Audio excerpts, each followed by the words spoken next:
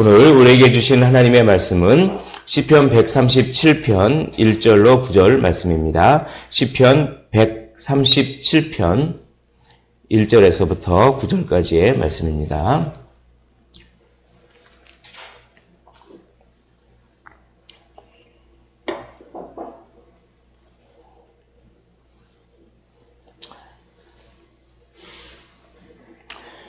다 찾으신 줄로 알고 한 절씩 교독하시고 마지막 절 함께 읽도록 하겠습니다. 우리가 바벨론의 여러 강변 거기에 앉아서 시온을 기억하며 울었도다. 이는 우리를 사로잡은 자가 거기서 우리에게 노래를 청하며 우리를 황폐하게 한 자가 기쁨을 청하고 자기들을 위하여 시온의 노래 중 하나를 노래하라 하미로다. 예루살렘아, 내가 너를 잊을진대 내 오른손이 그의 재주를 잊을지로다.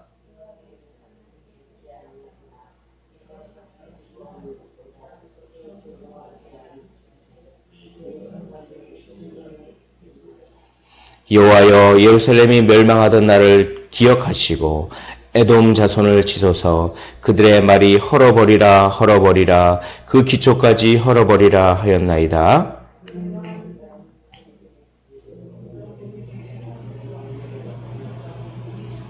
함께 읽겠습니다. 내 어린 것들을 바위에 메어치는 자는 복이 있으리로다. 아멘. 오늘 137편은 슬픈 노래입니다.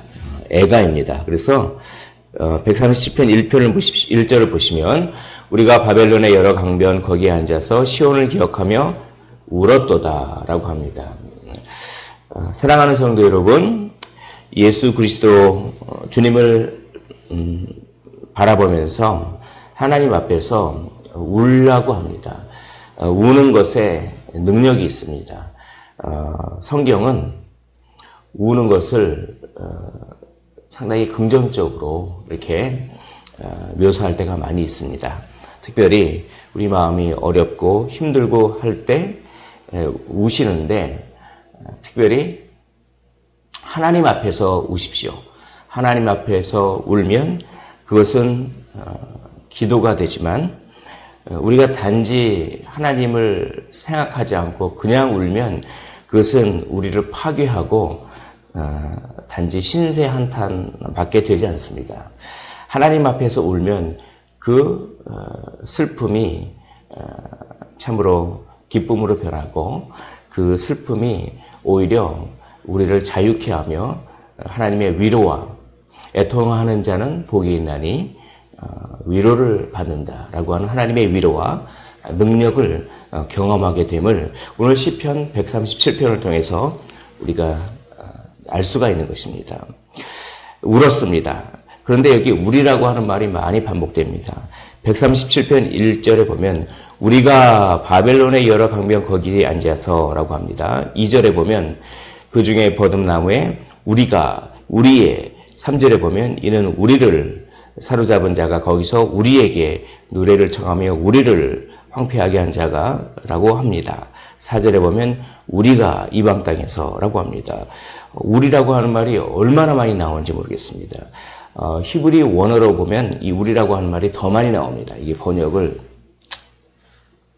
우리라는 말이 조금 더 적게 했는데 우리라고 하는 말이 엄청나게 많이 나옵니다. 이건 뭐냐면 슬퍼하는데 왜 슬퍼하느냐?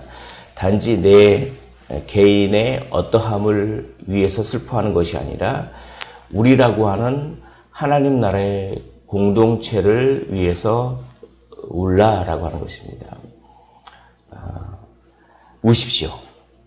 나 자신의 어떠함을 위해서라기보다도 하나님 나라를 위해서 우십시오. 그리고 교회 공동체를 위해서 우시기를 원합니다. 복음을 위하여 우십시오. 복음이 전파되기를 위하여 울고 한 영혼이 주께 돌아오기를 위해서 울라라고 말합니다. 울며 씨를 뿌리는 자가 기쁨으로 단을 거두게 될 줄 믿습니다.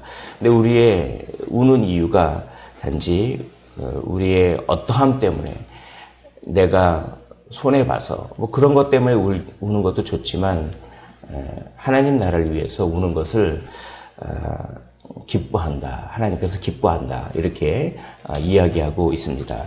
그런데 오늘 왜 울었는지 특별한 이유가 나옵니다. 137편 1절을 다시 보시면 우리가 바벨론의 여러 강변 거기에 앉아서 시온을 기억하며 울었도다.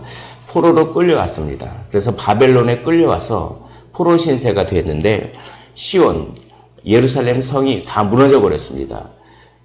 그 무너진 예루살렘 성을 기억하니까 막 눈물이 나는 겁니다. 하나님 나라가 다 무너진 것 같아서 막 눈물이 나는 것 같습니다. 하나님 나라에 대한 그 애틋한 마음으로 우는 것입니다. 그런데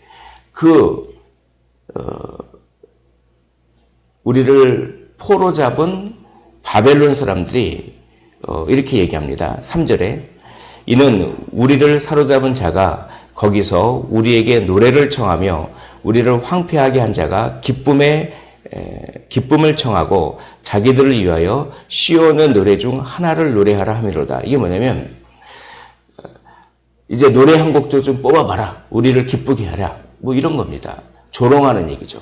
너희들이 노래를 한 곡 불러봐라. 어떤 노래냐면 시온의 노래 중 하나를 노래하라.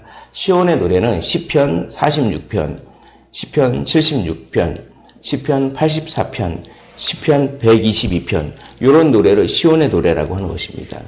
시편 84편에 보면 주의 장막이 어찌 그리 아름다운고 뭐 이런 노래를 부르는 것입니다. 아니 포로로 끌려왔는데 주의 장막 예루살렘 성이 다 무너져 버렸는데 그 와중에서 포로민들을 보고 주의 장막이 어찌 그리 아름다운지요. 이런 노래는 한번 불러봐라. 이거 뭡니까? 완전히 조롱하는 거죠.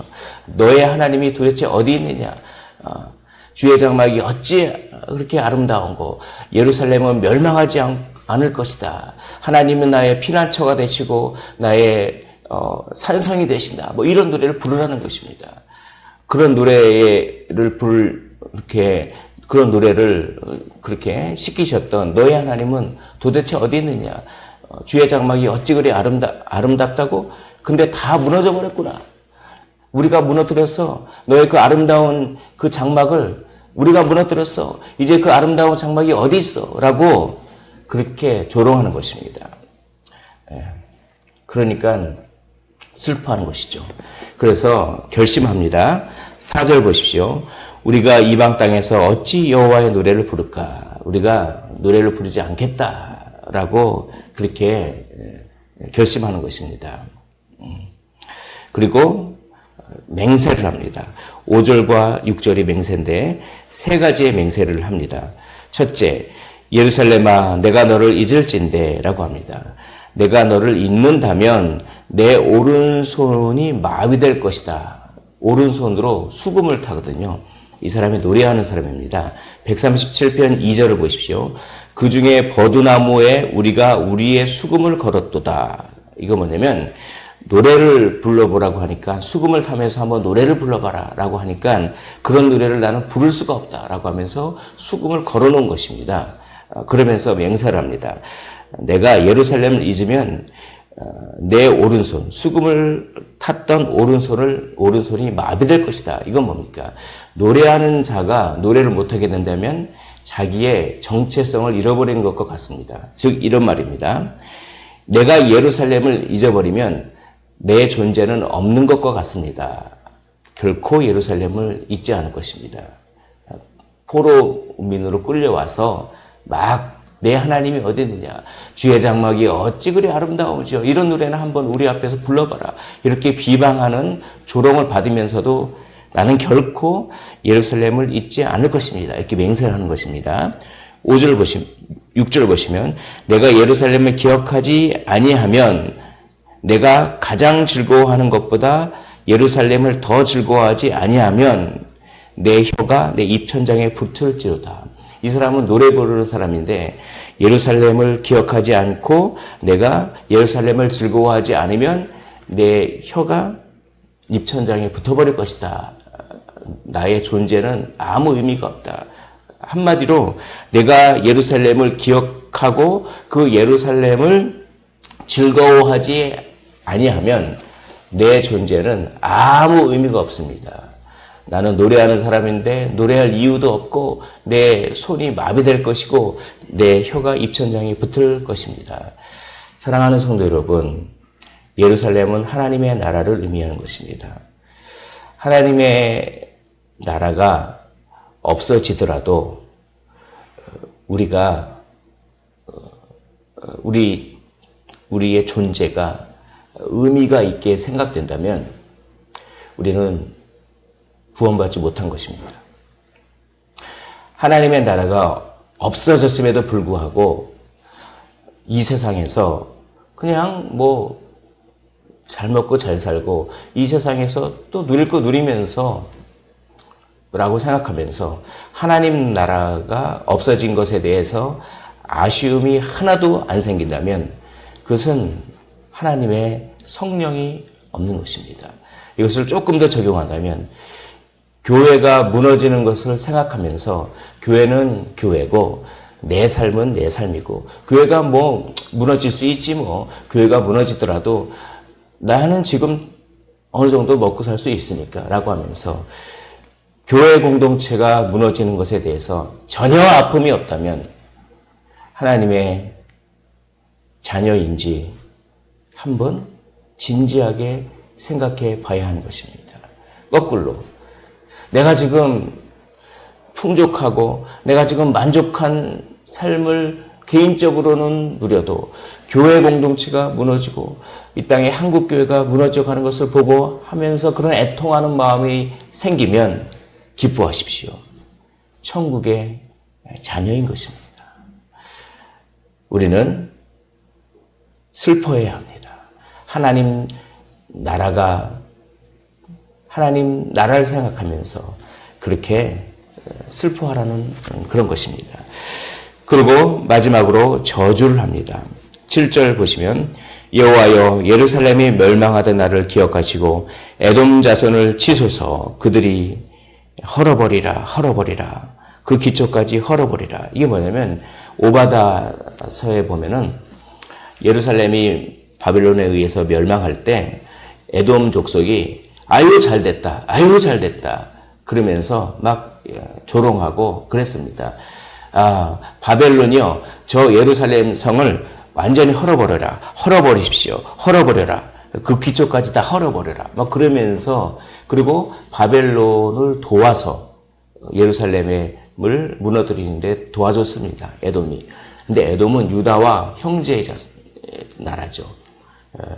유다는 야곱의 후손들이지만 에돔은 야곱의 형인 에서의 후손들이라서 어찌 보면 상당히 가까운 나라임에도 불구하고 그냥 자기 형제의 나라인 유다가 바벨론에 무너지는 그걸 보면서 바벨론을 오히려 도와주고 헐어버려라. 예루살렘 성이 헐어버려라. 기왕이면 그 기초까지 다 헐어버려라. 이렇게 얘기하는 것. 얼마나 그 에돔에 대해서 분노의 마음이 이 시인이 있었는지 모르겠습니다. 그 에돔을 치소서 이렇게 저주를 퍼부는 것입니다. 그리고 바벨론에 대해서도 저주를 퍼붓습니다. 8절 멸망할 딸 바벨론아 내가 우리에게 행한 대로 내게 갚는 자는 복이 있으리로다.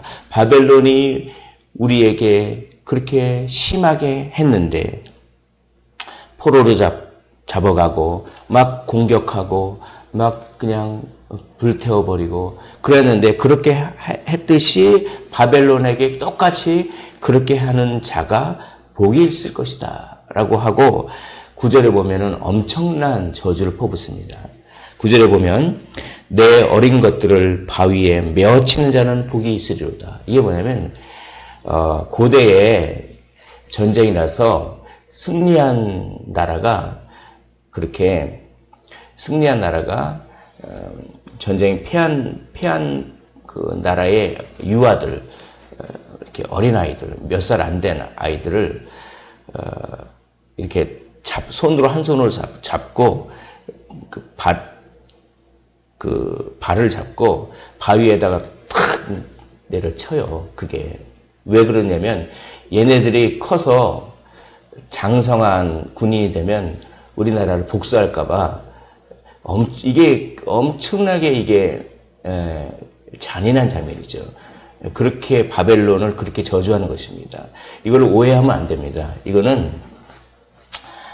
악의 세력에 대해서 정의롭게 하나님께서 심판해 달라고, 하나님께서 원수를 갚아 달라고, 이렇게 아주 이 감정이 얼마나 슬펐고 그랬으면 이런 얘기를 합니까?